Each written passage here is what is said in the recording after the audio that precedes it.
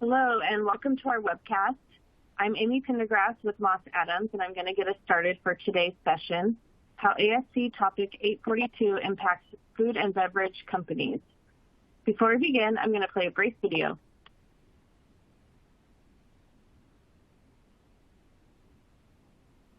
Welcome, and thanks for joining. We're pleased to present our continuing professional education webcast series. Before we begin, please keep the following in mind.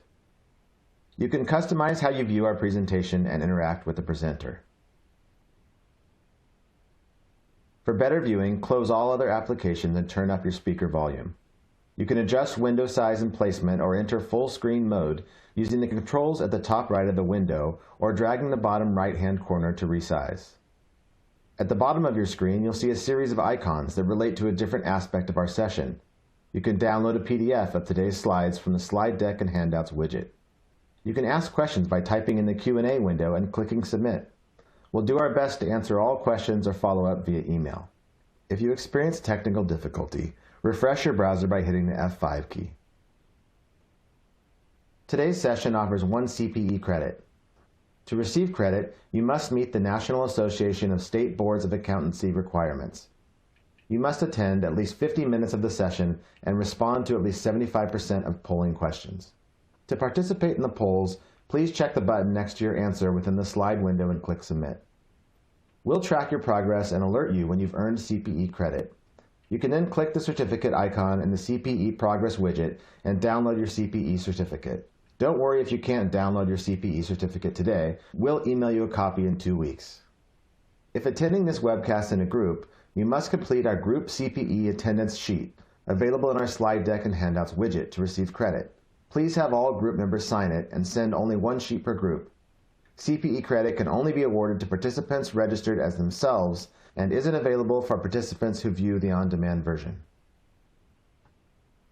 This presentation is not legal, investment, or accounting advice. We encourage you to seek the counsel of a professional service provider to apply this content to your specific circumstances. All right, and now I would like to introduce today's presenters. We have David Bohl and Jamie Reznick, both senior managers here at Moss Adams. Their bios and contact information are in your webcast console for your convenience. And now I would like to turn the floor over to David to get us going. Thanks, Amy. As Amy mentioned, senior manager with Moss Adams, been with the firm since 2010.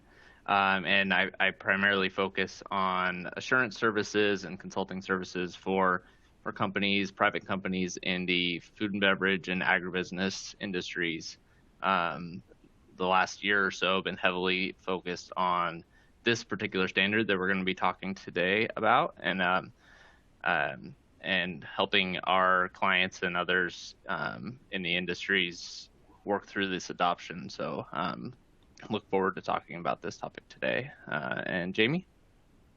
Perfect. Thanks, David.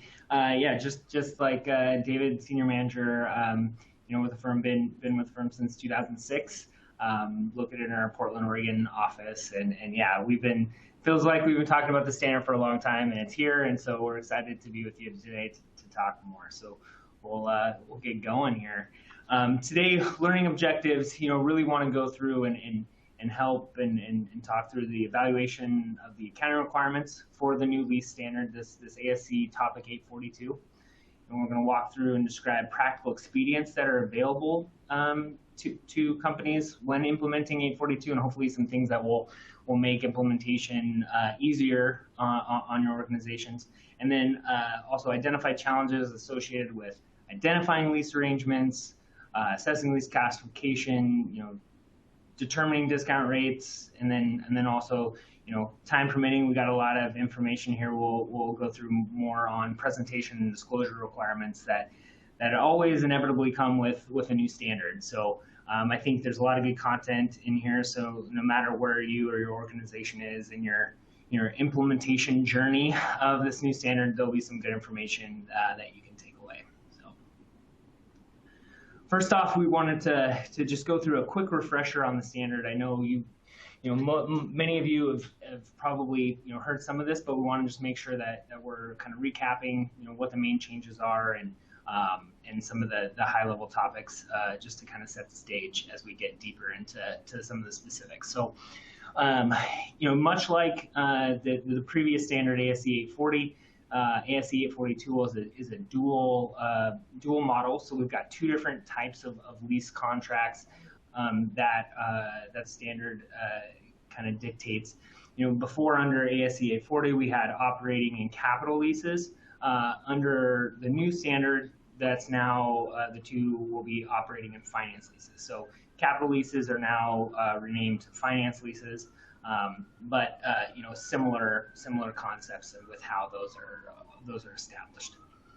From a balance sheet perspective, both from a finance or capital lease standpoint, not a lot of change on the balance sheet. Before under ASC 840, you would have had a liability and an asset associated with a capital lease. Same under 842 for a finance lease. You'll also have an asset and liability, maybe renamed, but you'll have a on-balance sheet application.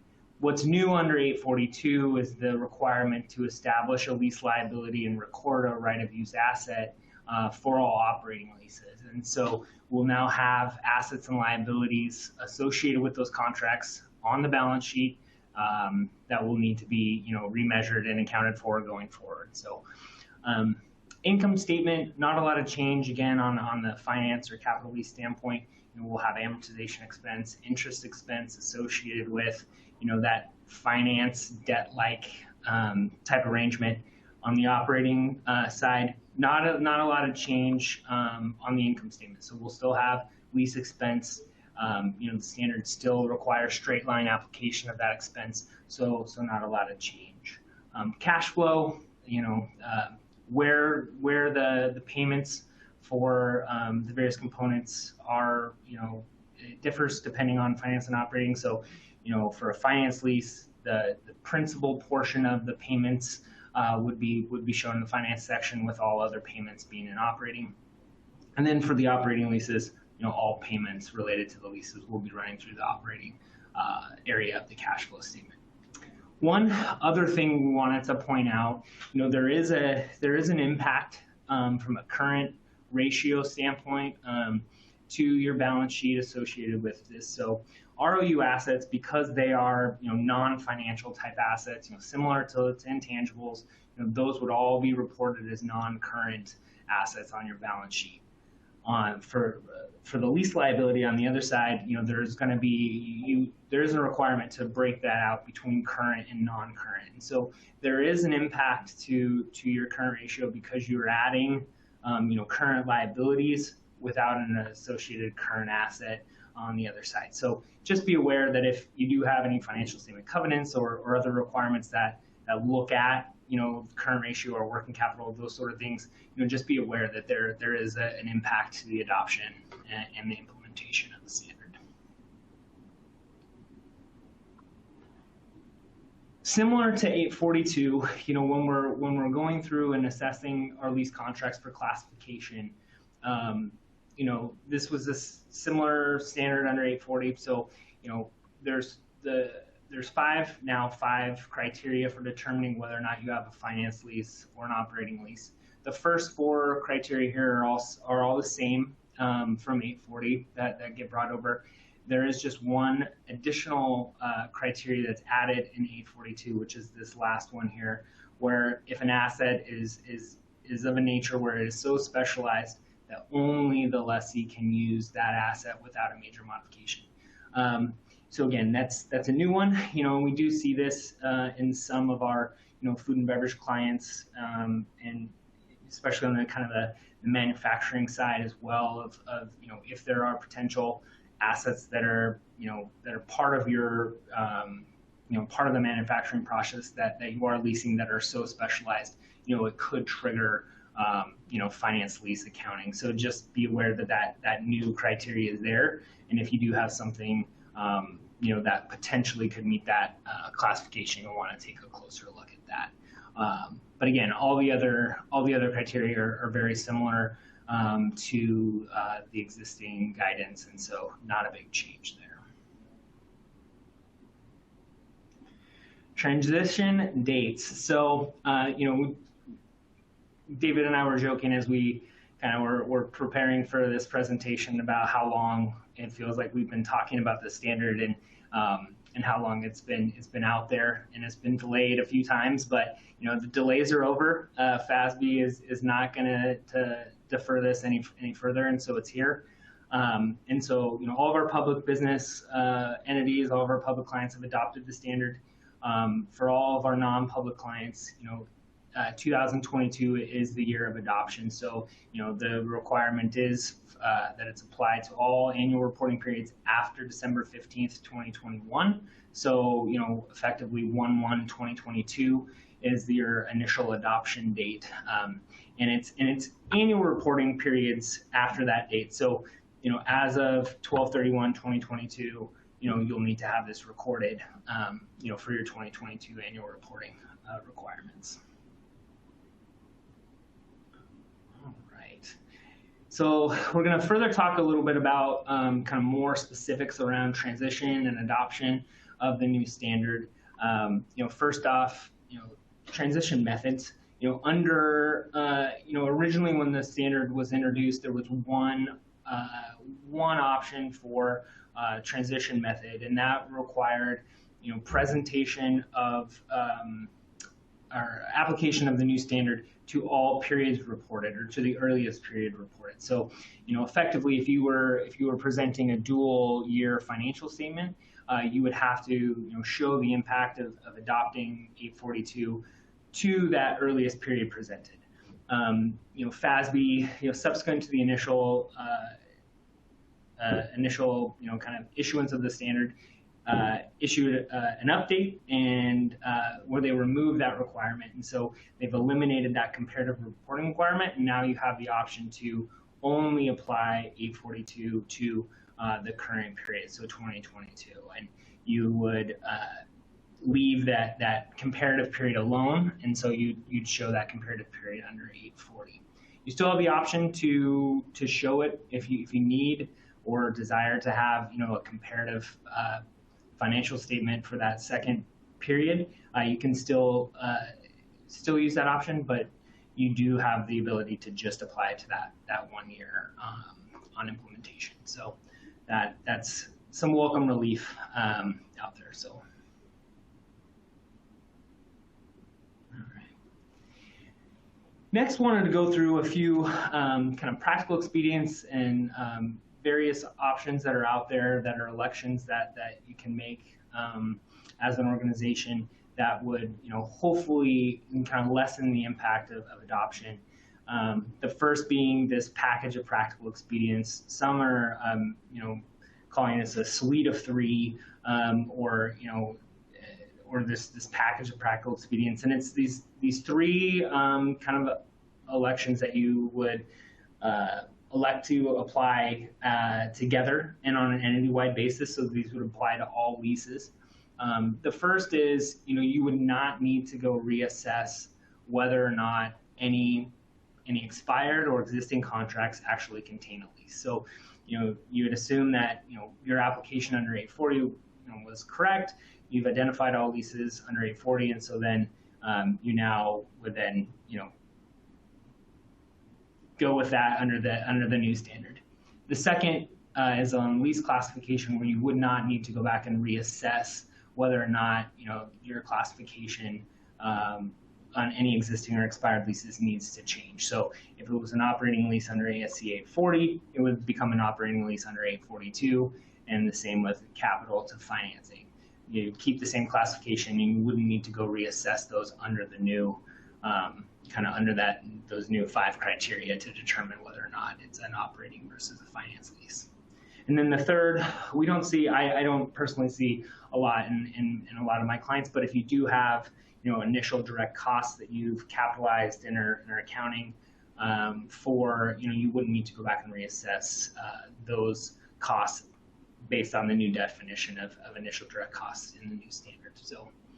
So essentially, you can make an election to do this and save you some time and have to go back and reevaluate contracts that you've already essentially evaluated under 840. If you do elect a standard, much like many of these expedients and options, there are additional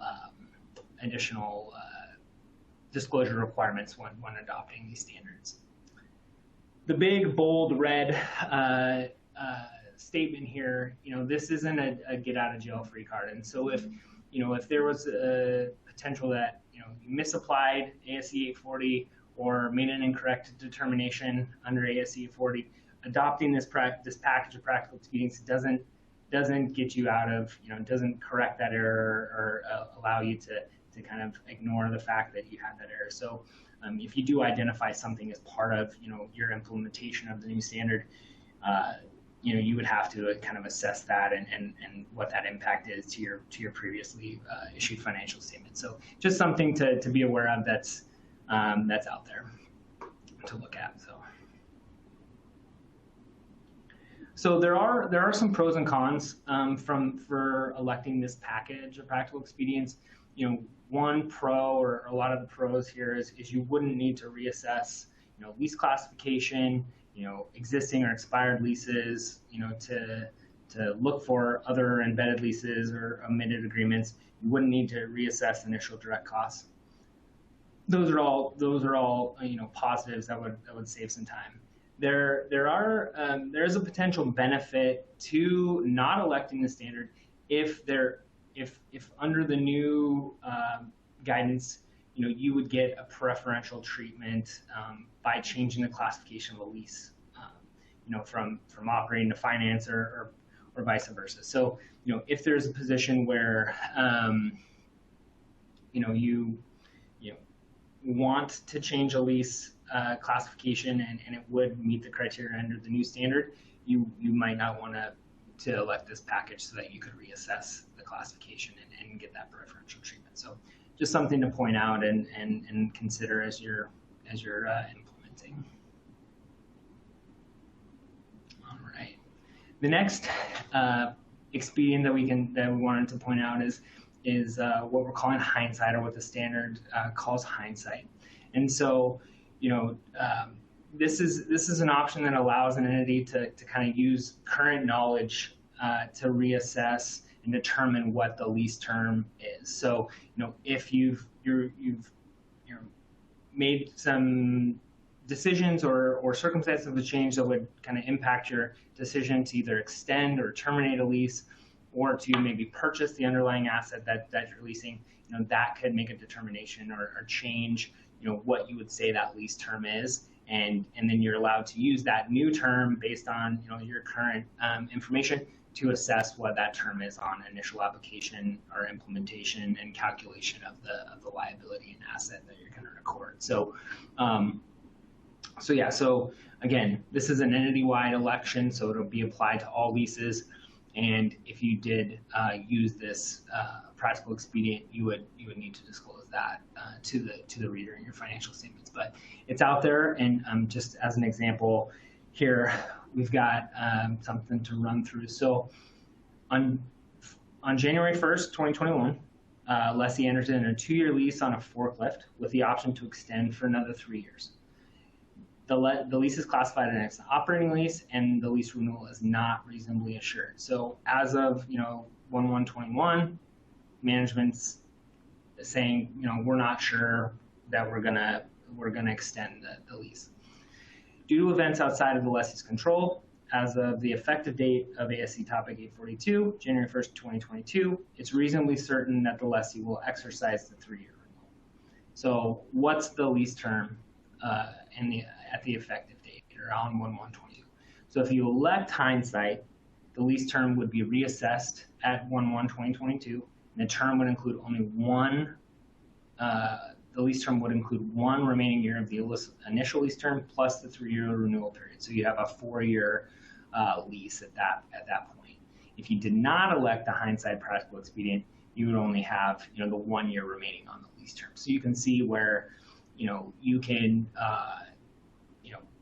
depending on what you do here, you could it will change your calculation of the initial implementation. Now, as you move forward, and we'll talk a little bit later about lease modifications, if you did make a decision, after initial adoption, you could potentially have a lease modification once you are, once you decide to make this renewal, that you would have to account for going forward. So it's a little bit of a timing decision on when you want to record that change to the lease. So just something to consider, and just want to make sure you guys were aware that was out there and an available expedient for you.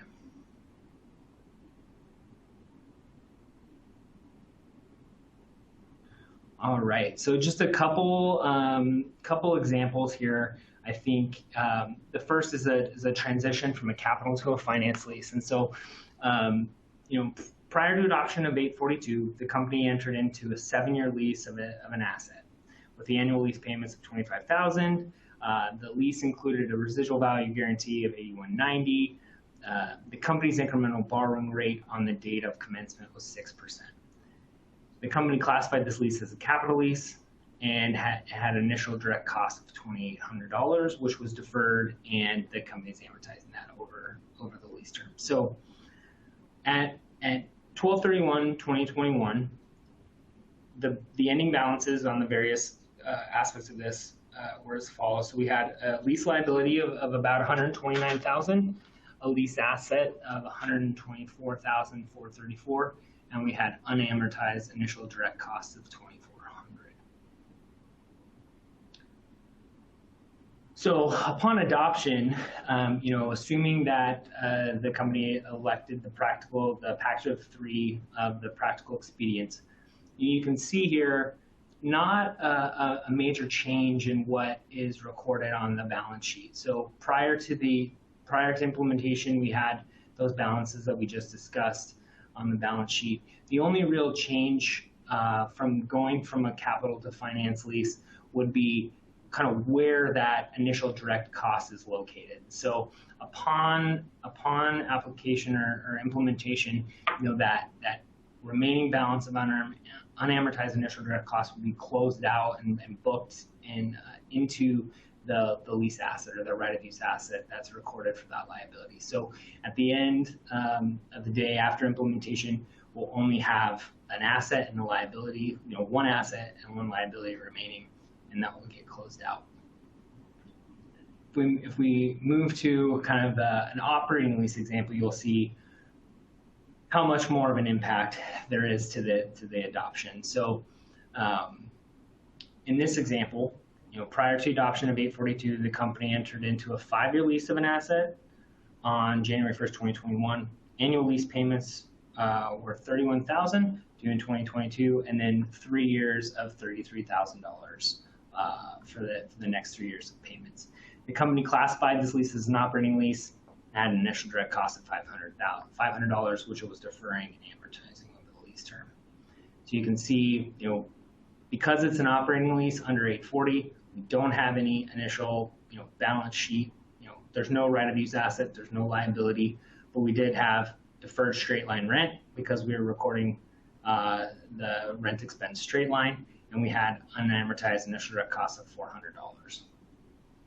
So in this example, again, we've elected the package of practical expedients, and we have an incremental borrowing rate of 6%. So if we go over here to kind of the calculation, initially at December 31st, prior to adoption, we only had those deferred rent and initial direct cost balances. And then upon adoption, we would need to calculate what a lease liability is by present valuing the remaining lease payments, which would be the one $31,000 payment and the three $33,000 payments at 6%. So discounting that back, and it calculates out to a net present value of $112,462. Not showing the math here, but that's what it comes out to. So so that liability would go on the books, and then you'd record a right of use asset that essentially would be equal to that, but then we'd also close out and zero out our deferred rent balance and our unamortized initial direct cost balance into that asset as well. And so you can see down below the calculation for that, and that's why we have a slight difference here between the right of use asset and liability upon adoption.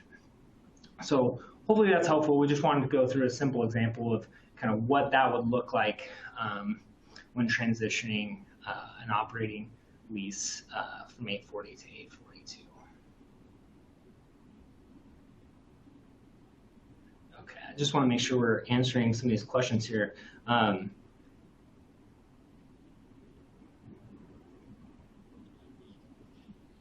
Yeah. So Robert, I know you have a question here on kind of how this would be handled, and so essentially, as of 1/1/2022, you would calculate your liability, your asset based on the rate, whether it's your incremental borrowing rate or risk-free rate, and we'll talk through that here in a few minutes.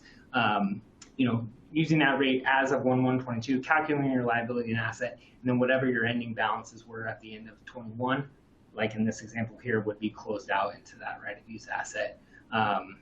And so hopefully that answers your question and helps. So, and we will have polling questions coming up here shortly, so don't go away. We'll make sure we get all those in. So, all right. With that, I'm going to hand it off to David to talk through some key concepts. Thanks, Jamie.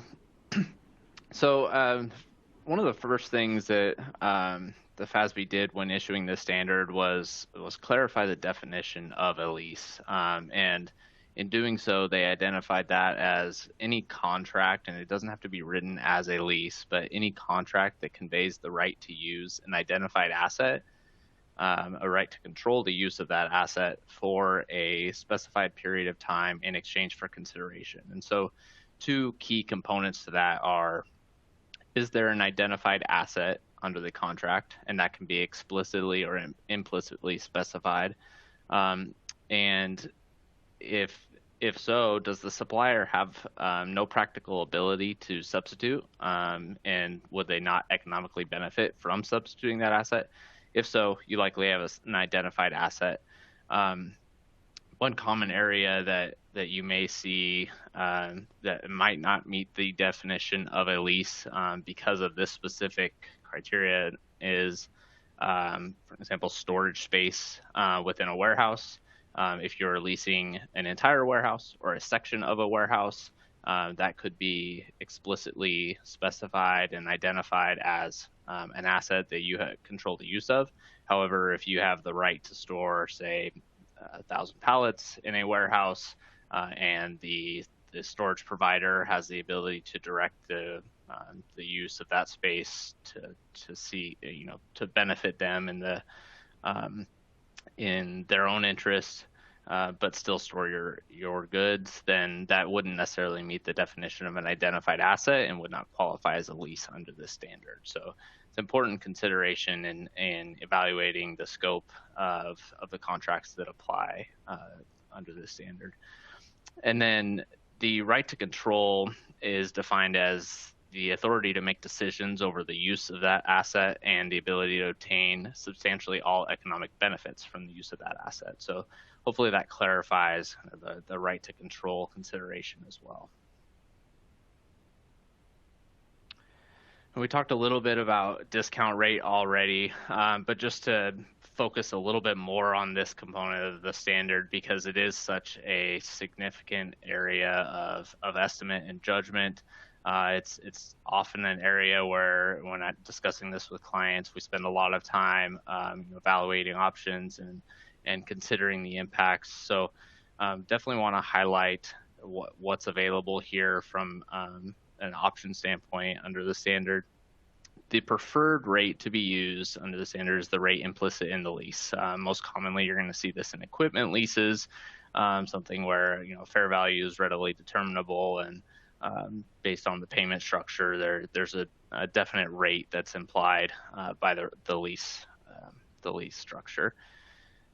If that's not available, then the requirement is to use the incremental borrowing rate for the company, and we'll go a little bit more in depth in that in the next slide. But essentially, that's the rate of interest that you would have to pay to borrow in a similar structured transaction to acquire that asset for that period of time. However, for non-public business entities only, there is an alternative to use a risk-free rate for a period that's comparable with that of the lease term.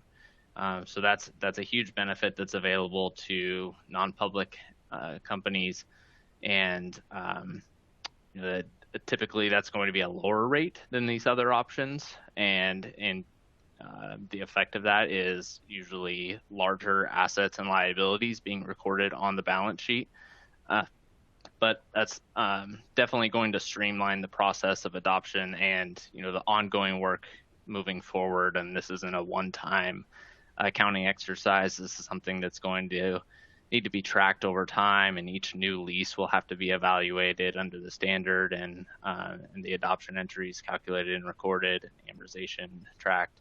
So something to keep in mind is this might streamline that process for your team, and create a more predictable approach, and something that would be a little bit more easily forecast internally.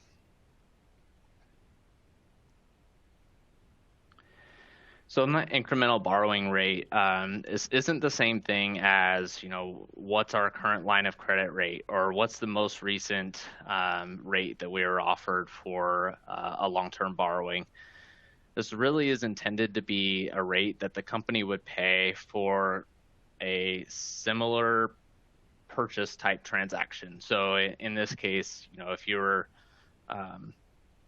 were leasing a truck, what would be the rate that you would be offered to borrow to purchase that truck in that same currency over that same term, same payment structure or similar payment structure, and using that truck as the collateral, similar collateralized basis. This also needs to take into account the creditworthiness of the borrower / lessee in this case, and the economic conditions at the time of the lease commencement. So it's not quite as simple as as just using the most recently quoted rate on something else. It really needs to be tied to a specific transaction structure, or at least that of a portfolio of similarly structured leases. And again, just briefly touched on this in ending that previous slide, but there is a practical expedient with the discount rate that we can elect to not evaluate the discount rate, especially with the incremental borrowing rate, for each individual lease, and can instead apply that discount rate to a portfolio of leases if they contain a similar structure and would not create a material difference to the carrying value of those right-of-use assets and lease liabilities under the standard.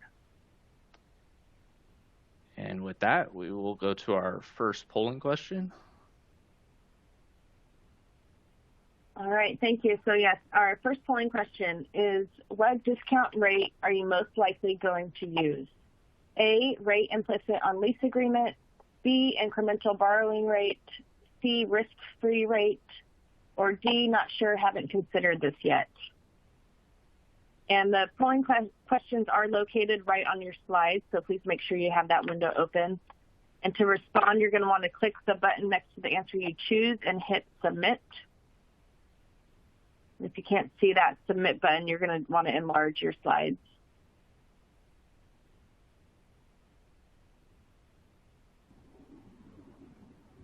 And while everybody's answering that, well, I can answer one of these questions in here in the Q&A. So there was a question about, if there's a risk-free rate that's, not exactly on the date of commencement or adoption of the standard, what would you use? I think you would want to use, probably the rate that was published, maybe just before that, because that rate should be in effect until the next rate's published. And so, in the example here, so if, I would use the 930 rate for that example, just to make sure that, you're getting that rate that was in effect at the either commencement of the lease or implementation date. So.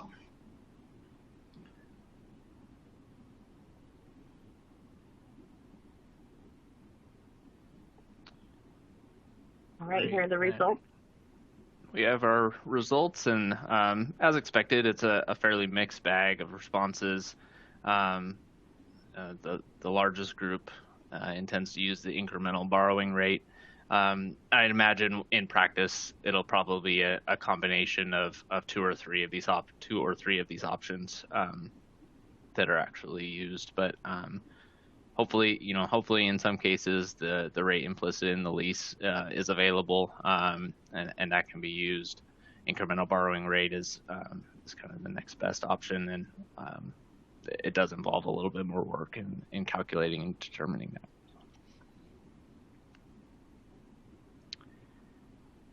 All right.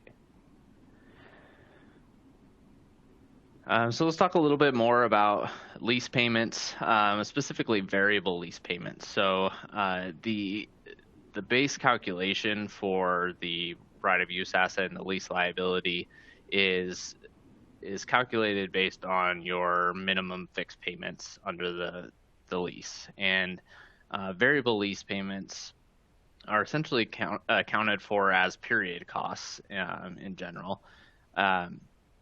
Rates that change on an annual basis, or an annual, or maybe not annual, but a regular basis based on an index or market rate, can be factored into the calculation of right of use assets or lease liabilities, but that is only done if there is a lease modification during the term of the lease. So in the initial calculation, you would perform the calculation based on that rate or index that is in effect as of the date of adoption or lease commencement, and then that would be recalculated if there's any lease modification, such as an extension or an option that's executed under the contract.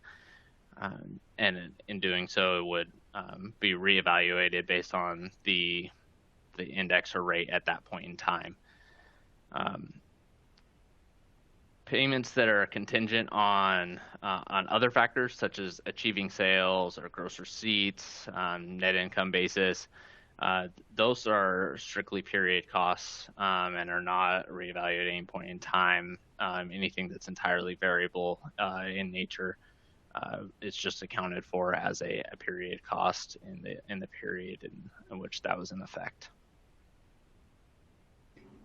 Hey, David, one other thing to talk briefly about the variable lease payments. So in a lot of the contracts that I'm seeing and working with clients on implementing, one thing to look out for is what the standard calls in substance fixed payments. And so you can run into situations where, on the surface, it may look like they're variable, but the way that the detail of the terms is structured, they're meant that the lessor is going to get some minimum amount. And so, you can run into where, they've left it open for payments to increase, on the top side, but they've fixed it in a way to where you will have an additional payment, but it may be, a minimum smaller amount.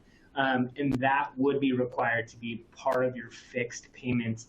That would be part of the calculation of the liability in the asset. So be careful and just, the devil's in the details a little bit and kind of how the language in the agreements is written, that you can get into a fixed payment potentially, just depending on how the terms are established. So just be aware of that and know that that's out there. So.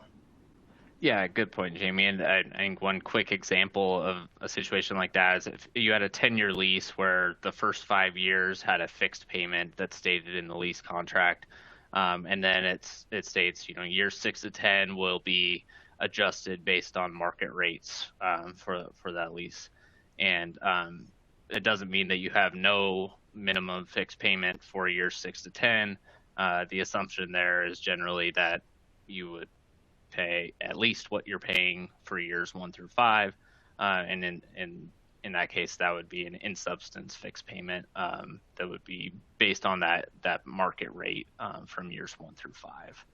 So that's an important clarification there.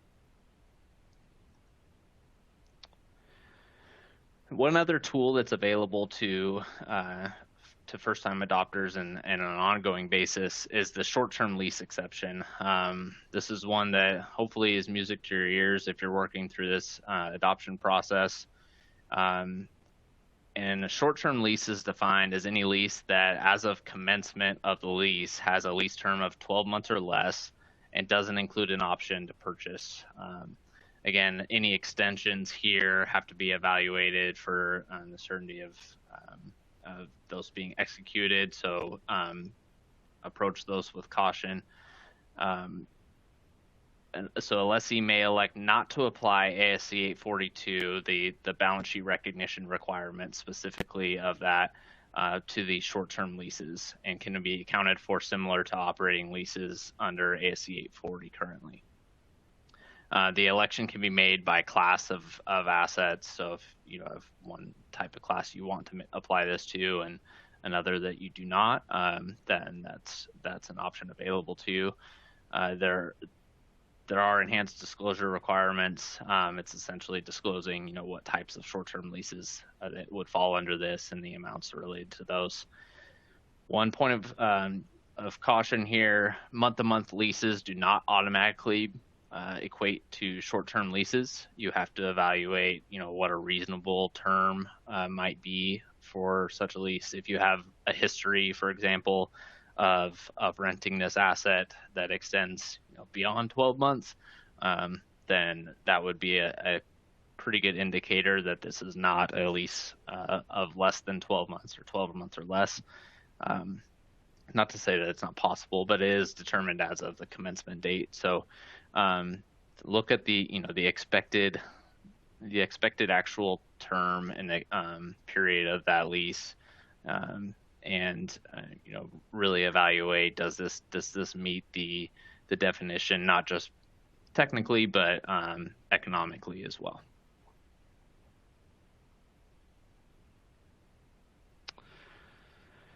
And so, clarifying a few of the points that briefly touched on earlier too, the lease term is a very important determination under the standard. It was important, especially for capital leases before, but now with all of these leases being recorded on the balance sheet, with the exception of maybe the short-term leases that you're able to exclude with that previous practical expedient. It's really crucial to properly determine the lease term, because that will directly influence the right of use asset and lease liability that you record for each of these leases. So any periods that are covered by an option to extend a lease are included in the lease term if the lessee is reasonably certain to exercise those options. That's not a bright line rule. There's no specific percentage of certainty that's assigned to that. Generally, that's assumed to be in the 70-80% range, but again, that's an internal determination that needs to be made. Similarly, if you have options to terminate a lease early, and those periods are reasonably certain not to be, or those options are reasonably certain not to be exercised, then you would include the full term of that lease and not cut it short as of the optional termination date. And then any periods that are covered by an option to extend, in which the lease or the exercise of the option is controlled by the lessor, would also be included in the lease. So the reasonably certain piece really applies to lessee controlled options only.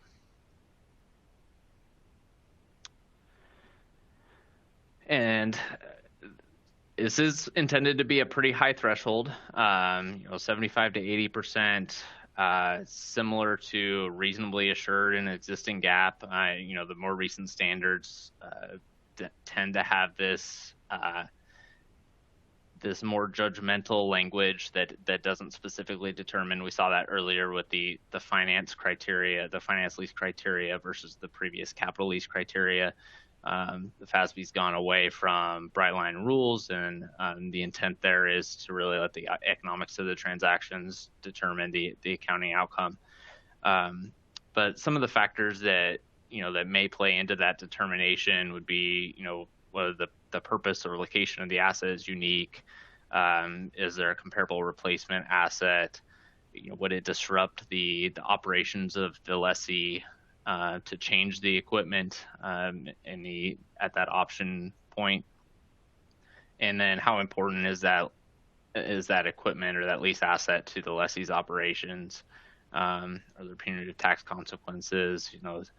Lots of factors to consider beyond just, what do we think will happen 3 to 5 years from now? But how integral is that asset? And, do we expect this to be a longer term contract than maybe stated in the initial lease agreement? And we have our next polling question. All right, so our second polling question, we have a scenario listed out here for you, so if you could read through that quickly, and then let us know what the lease term would be, 10, 15, 20, or 30 years.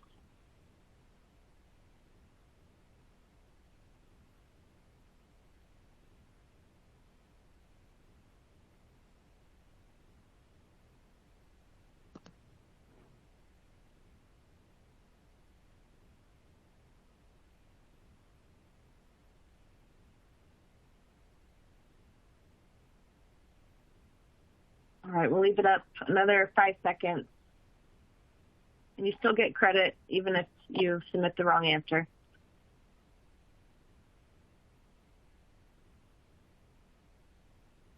All right, here you go.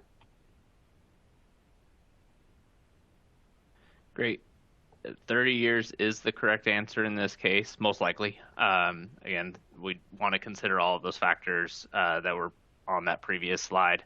But this is a good example of really using some of the context of the asset and the lease to determine what that lease term should be.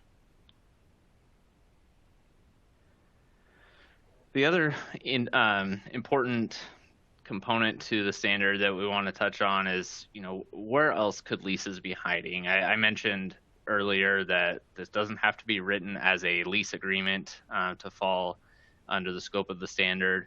It can be any type of contract, written or verbal. And so these are some of the common areas where you may see some embedded leases, IT contracts, where there might be servers that are provided, or in addition to some maybe service components. I mentioned the storage earlier. That might be a separate type of agreement that wouldn't necessarily be written as a lease. So be on the lookout for really any assets that you have the right to control the use of that you don't own, and then start to work through that decision tree on, does this contain a lease? But these are some of the examples that we'd like to highlight. And I'll turn it back over to Jamie for other matters. Perfect. Thanks, David. Yeah, so just a few other things, or I guess one topic to really hit on here, and I'll try to get through this quickly since we're running up on the hour. So, lease modifications, wanted to discuss these, and this is more of a, isn't necessarily an implementation kind of matter, but will be kind of a subsequent implementation going forward topic to really hone in on. Not as important under 840, especially on the operating lease side, where changes to leases really didn't impact. There was no balance sheet asset or liability on the books, so changes to the lease agreements didn't really impact kind of that any accounting for those assets or liabilities, and really just impacted kind of the expense side going forward. So now that we have the assets and liabilities on the books, modifying lease agreements is a bigger deal, and something that we're going to have to track and aware of, and it does trigger some potential accounting for that. So things that we're talking about when we're talking about the modifications, it's really changing the terms that result in changing the scope or the consideration or how much you're paying for that lease. So you're extending the term, you're terminating a lease early, you're changing the timing of the payments. The liability calculation is based on the net present value of the remaining payments,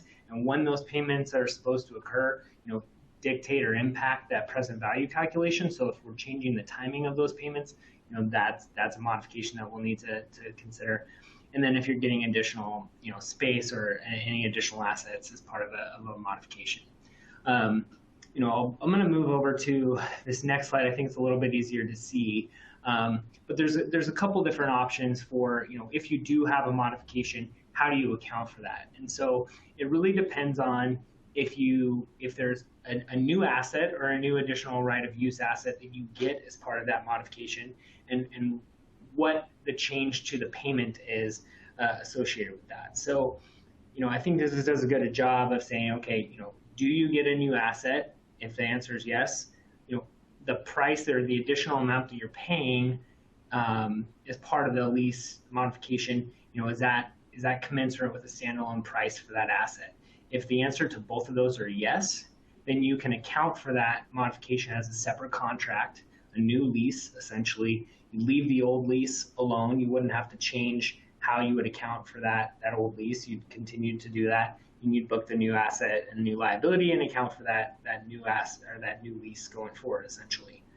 If the answer to either one of those questions are no, you would not break it out and account for it separately, but then you'd recalculate what the liability and the right of use asset are related to that change in the payment structure, the change in the terms, and then you would adjust your liability with an offset to the right of use asset for the change in that calculation. So just be aware that, as leases change or as leases get modified, we're going to have to account for those going forward and determine what that impact is there. So just something to be aware of.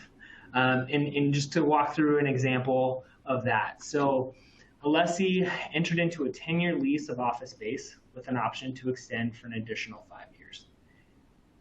Payments were $50,000 per year during the initial term, $50,000 per year during the optional period, all due to the beginning of the year. Commencement, the lessee concludes it's not reasonably certain to exercise the option to extend the lease and uses the 10-year lease term. The rate implicit in the lease is 5.87%, or sorry, it's not readily determinable, so they're using the incremental borrowing rate of 5.87%, and it's classified as an operating lease. So that's going to lead us into our next polling question associated with that. All right, so we'll give you a few minutes or a moment to read through this scenario and let us know if this event results in a lease modification. You can select yes, no, or not sure.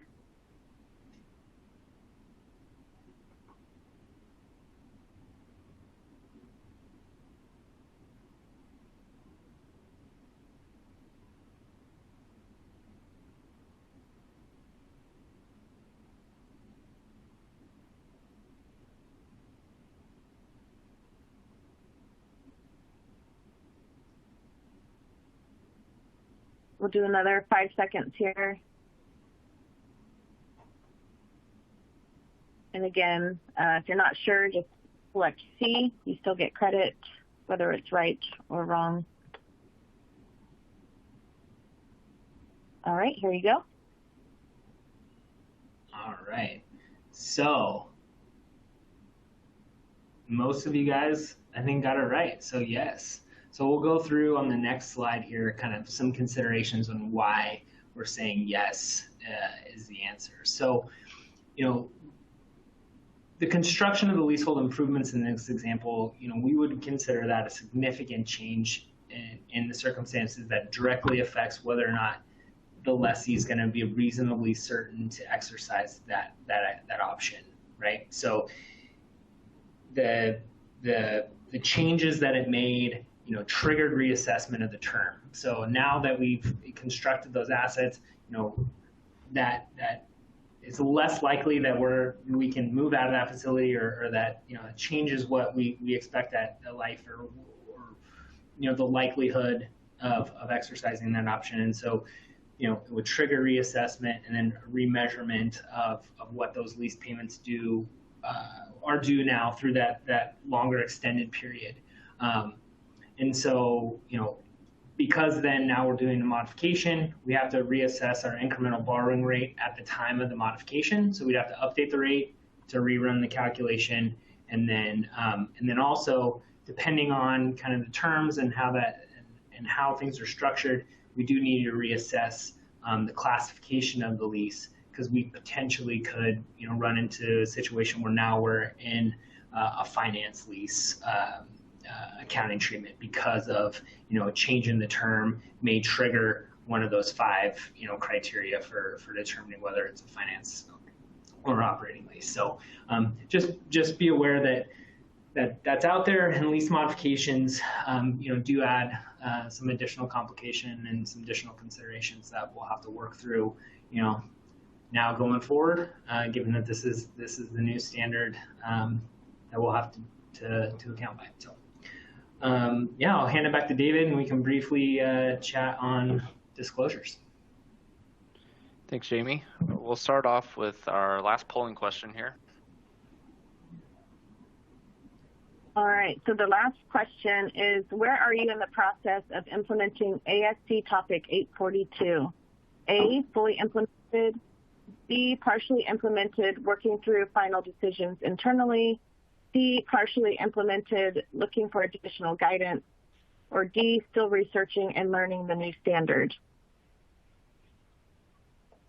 And while you're responding to that, for those of you that would like a copy of today's slides, you can download them from the folder that says slide deck and handouts. And then we're also sending them via email tomorrow, along with the recording of this webcast.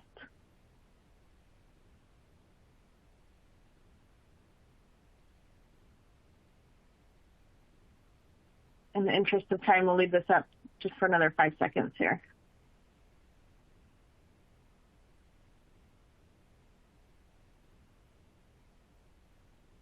All right, here are the results. All right, well, I'm glad that you folks were able to attend today, and hopefully this helps in your preparation for adoption of the new standard. And for those of you that are fully implemented, congratulations. And obviously there's ongoing work involved as new leases are onboarded, but that's a great accomplishment in getting ahead of this and getting that process underway. Won't spend a ton of time going through this, but we did want to include the material in your slides. So please download those and you can look through this, and feel free to send any questions that you have. But there's quite a bit of enhanced disclosure requirements as a result of the new standard, fairly similar to what we've seen with other recent standards like revenue recognition. Essentially a lot of new qualitative information, especially being required. Some new quantitative information that has been required now under the new standard as well. Really bifurcating the costs between different types of lease payments and different lease types, finance and operating, short term. What are the variable lease costs that are included in the income statement? Sublease income, or anything that's presented in the statement, really calling attention to those with regard to the leasing activity. And then new components here, that the weighted average remaining lease term and weighted average discount rate are kind of 2 new things to calculate that haven't previously been disclosed. And with that, I'll turn over to Amy to wrap us up. All right, thank you. And all of these disclosures are in the slides if you wanted to download those from the handouts folder. And thank you, David and Jamie, for a great presentation today. And I also want to thank our audience for being engaged and submitting your questions to help guide today's conversation. If we didn't have time to answer yours, we will do our best to follow up with you after the webcast. Also, feel free to reach out to our presenters if you have additional questions. Their contact information is located in your console. And if you met all CPE requirements, your certificate is available to download now in the CPE progress window. A copy will be emailed within 2 weeks should you have difficulty downloading it now. And finally, here's a link to an online survey for today's presentation. And thank you for joining our webcast. We hope you'll join us again next time. Take care, everyone. Thank you. Yep. Thanks, everyone.